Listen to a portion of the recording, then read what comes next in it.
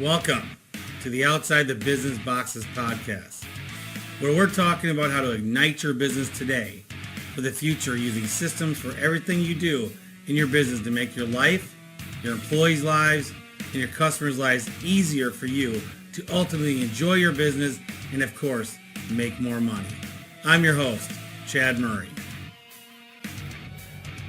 Thank you for coming to Outside the Business Box podcast. I am Chad Murray, your host. So we have a special event today. I come to the hardware store anticipating on doing some work today. I was going to record my podcast later. But I found out that the Ace Hardware doesn't open until noon, which I knew.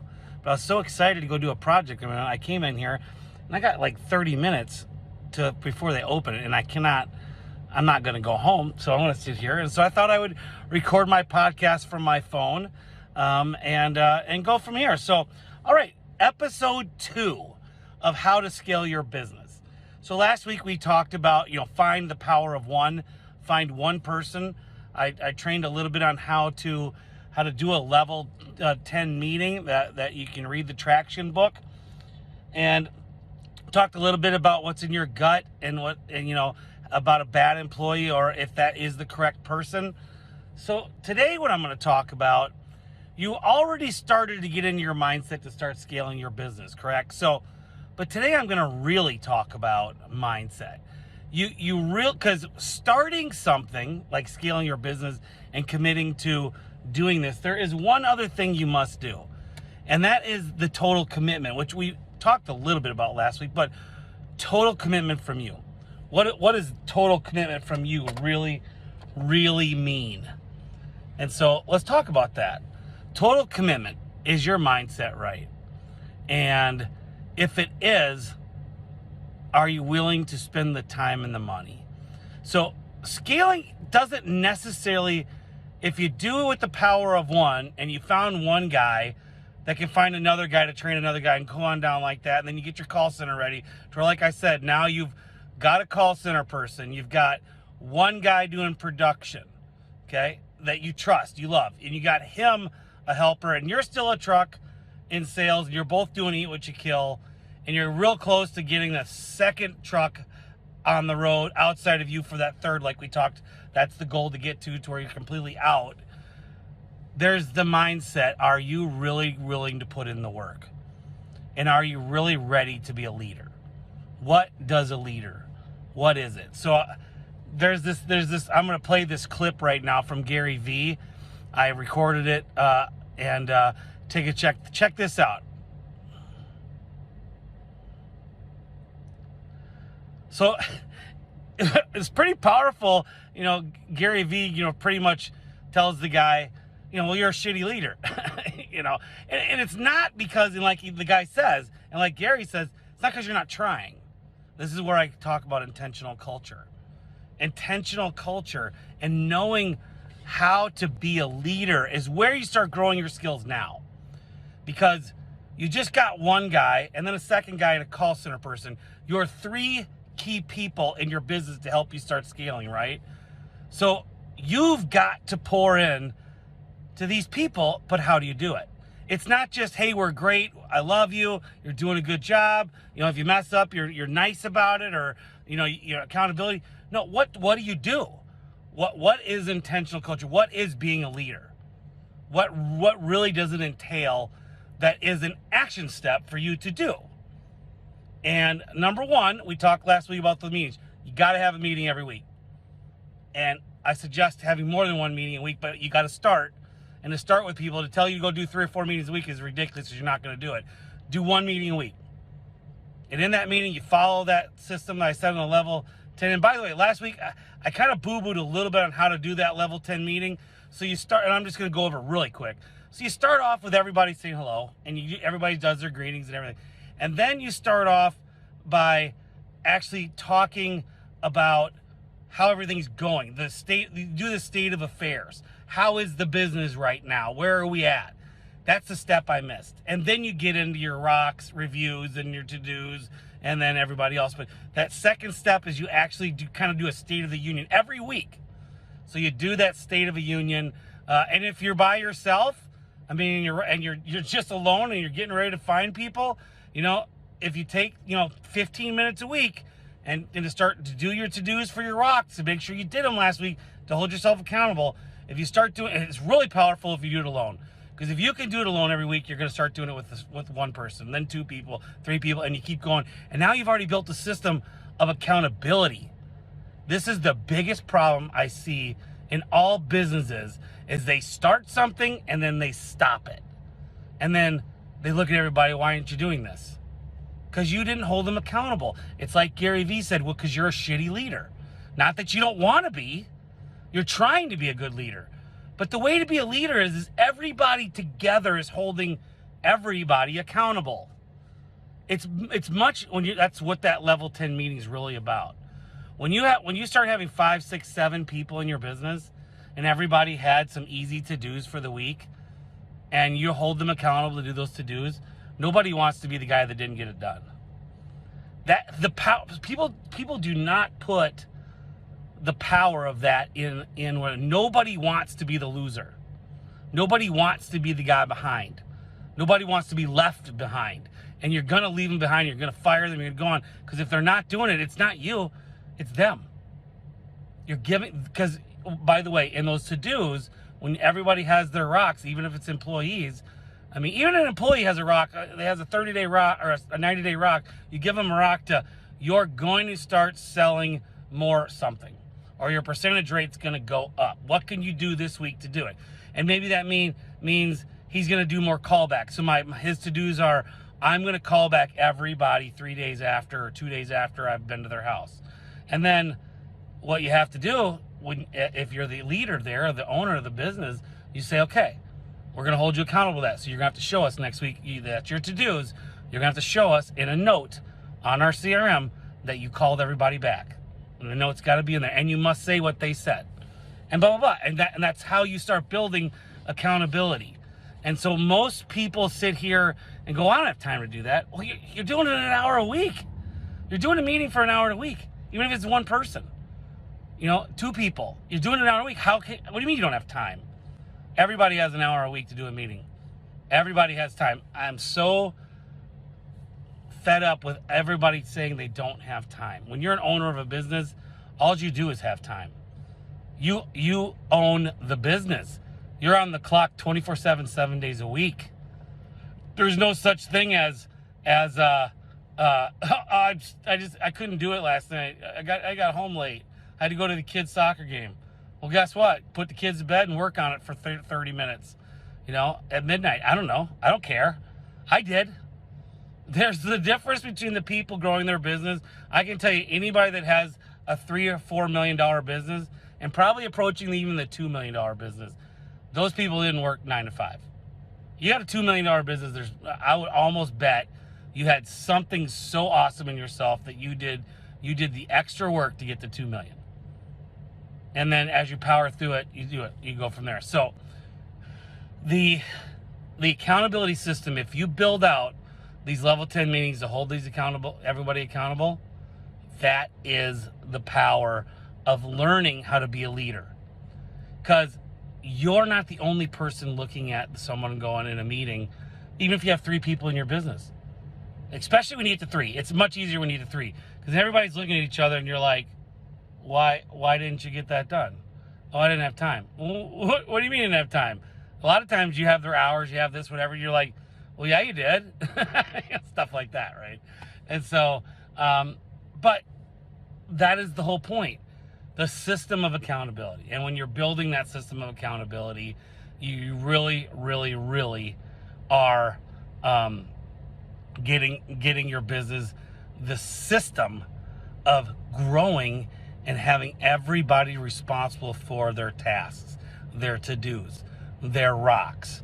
And really, that's the system. It holds, by the way, everybody's looking back at you. Are you doing what you're supposed to do? I mean, because if you're not, then they're all looking at you as the owner. And let's face it, if you're going to be the leader, you got to walk the walk, talk the talk, and you got to be that guy, right? And if you're not that guy, well, who the hell wants to work for you? So it's also good for yourself as well to have everybody else looking at you going, you said you'd do it, why didn't you do it? And if you ever, as the business owner, say, well, I didn't have time, what did you just set up? You set up everybody's expectation to say, well, I didn't have time. We're busy last week. And when you start those expectations and you start doing that, that's where you're going to start faltering. So you're going to have to learn how to build and buy time yourself, figure it out. And if you're doing your stuff and they're doing their stuff, then there you go. That is really the power of how you start building a business, is find the one person, have the system of accountability, have your meetings, and that is truly step 2 of knowing how to be a leader. Holding everybody accountable in a system that everybody's looking at each other and everybody wants to do it. Now, you start small. Don't make sure that everybody can do their to-dos for that week. And I'll tell you, I had a to-do, I think I told about it last week. Cody, my sales manager, came up with a to-do that was definitely a rock or too much to do for the week. So I split that up into 2 weeks because he couldn't get it done. There's no way he was going to get it done. So we did that, and there we go. We are, and I'll find out next week if he did it, his portion. So hopefully he did. And so, guys, short podcast today, really. I got plenty of time to keep talking. But I mean, that is really what it's at. So if you're listening to this podcast, I need you to do a rock or 2 rocks and start coming up with to-dos. Have a meeting with your people. Give everybody the deal, and then next week, when you're listening, we have something else to deal to start scaling your business. So far, episode 1, find the one person. And you're probably still finding that person, because that's not an overnight success thing when you're trying to hire people. So keep finding that one person. If you have that one person, make sure it's the right person and your gut's not telling you something. There's no buts. We don't want any buts about this person. This person's got to be all in, and you think they're all in, and you feel that they're all in, and they're all in. That's how you're going to build your business. Okay? You're going to start having meetings. You're going to start coming up with rocks for the company, and you give everybody their own rocks handed out, and then their to-dos. And they are going to build their to-dos. They're going to tell you what they're going to do to attain that rock in their whatever step 1 is to get that accomplished. Now, to continue that, if you throw them a rock that really only takes a week or 2, well, then you give them another rock. I mean, rocks can be small. Rocks can almost be to-dos if it's getting towards the big goal. But you got to define that every week. And that's the power. So that's the power of being a leader as part of the accountability. So I guess I can continue. Let's talk about this. Leader. So how are you going to, how are you going to inspire people to keep working for you, to work for you, and to do their job outside of, hey, let's just do your job because this is what I paid you to do? Well, I think I said this last week. If not, I've certainly said this in other things, is you need to spend 5 minutes talking outside and giving them a video or of something outside of whatever trade you're in. Like, talk about, sometimes show them a Gary Vee video, show them a Simon Sinek video. Make a video yourself, but don't have it come from, to where it looks like it's coming from one of them, but you can do it yourself. But if you just talk like you're talking in a meeting, it's not as powerful. You say, let me show you this video, even if it's you. And so and what you're doing is you're building their soul to their mind, to their heart. That's really what you're doing. And when you get the hearts and souls and minds of your employees, they're gonna jump off the cliff with you when you're ready to do something. When things get bad, they're gonna help you get out of it. When things are great, they're gonna make you more money. When you're ready to start giving back to them or walk out of the business is where you can only work on the business, and that's your dream goal to be doing that eventually, they're going to be there for you. You're going to be trusting them to do what they need to do for you. So build that in every week or every other week, some type of leadership thing, and then walk the walk and talk the talk. That's what it's really about. If you're late, they're late. If you're an asshole, they're an asshole. If you're not selling, they're not selling. You got to get everybody, in that winning heart mindset and keep it there. Keep it on that level. I mean, you're going to go in waves. That just happens. But if you keep trying to stay at that constant high, that's a good thing. Because it's hard to do, because you will get busy. You will get slow. You'll do all this. But if you stay constant with your leadership stuff, you'll find that those highs and lows those valleys start being less high, less low. As you're building your business, sales will start getting better. And so that's another thing. So that's a great subject to talk about here right now for 5 minutes, and then I'll end the podcast today. Everybody who owns their business thinks they're the best salesman ever. Everybody does. I've never met an owner of a business that doesn't tell me they're the best. Well, I know you think you are, but I'm going to tell you, I'm going to sorry to rain on your parade. You're not. You're not the best salesman ever in the world in your industry. You're not. You've done well for yourself. You're high level. You think so. Guess what? You can train people to be better than you. And you know how you do that? Is you focus and teach them how to do what you do, and you keep pouring into them, and you read sales books. You read how to do better rebuttals. You do anatomy of sale, how to walk in, how to talk the talk, how to greet the people, how to conversation. You're doing all this stuff to keep on them, to better them and keep going. Because now that you're out of sales, like I've been out of sales now. I mean, I haven't been in a truck in, golly, 15 years? I don't remember how long it's been. It's probably 10, 15, well, at least 10 years, 12, probably closer to 12, 15 years. And I couldn't sell what half these guys sell at that time. So for me to tell everybody I'm the best salesman in my business is total bullshit. I'm not. I probably could be, because I'm driven that way. But we're so far advanced. So when I started, but here's the thing. All you people who are listening, who are building your business, and you're telling yourself you're the best and no one will ever be better than you because I'm the owner. Well, that's bullshit. That's total bullshit. That's you being arrogant.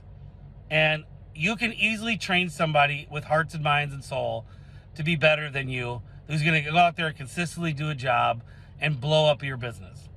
So get that out of your mind right now, that you can't find people that are better than you, because it's not true. You totally can. I can tell you right now, half of my sales force is probably better than me. Now, if I went into their field and was one of them, I probably could be number one. But I don't know. I got some pretty high sales guys. And, it'd be a challenge for me. Luckily, I don't have to do that. But I'll tell you right now, if you go find one guy that can sell, and you track his average sales and everything else, and you get that correct, you'll never have to get into a truck again. Because once he trains another guy and you've hired the right guy, you'll never have to be in a truck again. Never. Ever. I mean, that's what it is about. Because then you can focus on building the business. When you have one or two salesmen and they're driving the money coming in, and you can figure out how to get other guys trained to do the work, it's game over, bro. It's it. You got a business. Now you just got to get all the back end going. And that's coming up later, right? In my series here. But so mindset, leadership, bring down the notch of your ego a little bit and understand there are people out there that can be better than you. Of course, they're not going to be at first, but they can be. And man, power of one, do a meeting. And that's really that's step 2. That is step 2, guys. So for that, the hardware store, they did open their doors, so I think I'm going to go in there now. So everybody, thank you. It's been, we're approaching August. We're in our last week of July of 2022. Anyone listening to this in the future, it is a hot one here in Texas. Everybody's doing good here. If you are interested in being coached by me and want to get into one of my groups, go ahead and message me on Facebook. Or if you don't know me on Facebook, it's outsidethebusinessbox@gmail.com. Go ahead and email me, and I'll be glad to talk to you. It's free. We'll have a chit chat about your business, and we'll see, what I can do to help you out. And if we can work together, great. Put you in the group, and you get one-on-one with that if necessary. You get a course. You get the group calls or the group Zooms twice a week. You can show up to and that. So and there's a little bit more to it. A Facebook group, private Facebook group, but yeah. That's it. So I appreciate everybody, and message me or email me if you like. If you want to, give me a call or text me at 972-877-3585. And I'll be glad to text you back and have a little chit chat about helping you grow your business and doing it right, so it doesn't have to be so painful. So, all right, guys. Take care. Thanks a lot. Have a great summer.